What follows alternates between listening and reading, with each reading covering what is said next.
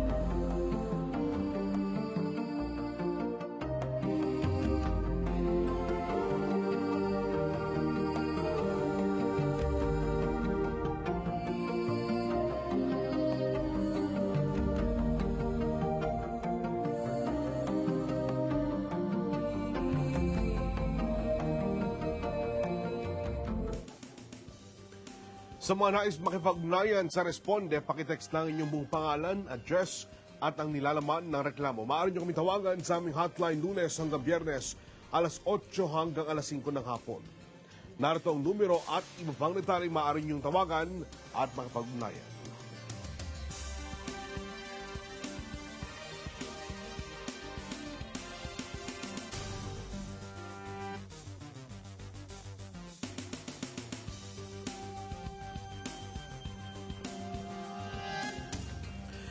Happy viewing po sa Ratugal at Valerio family na nasa Baguio City, gayon din sa pamilya Kawile sa Pangasinan. Magandang hapon kay Director Danny Cabozora.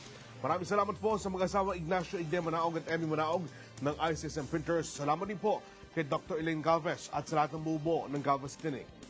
Ang Responde mapapanood nyo Lunes, Biyerkules at Biyernes, alas 5:30 ng hapon hanggang alas 6 ng gabi. Ang tanging po namin hangad, ang kayo matulungan, walang labis, walang kulang. Tugon, aksyon, ngayon. Ito ang Responde. Magandang hapon, ako si Orin Miranda.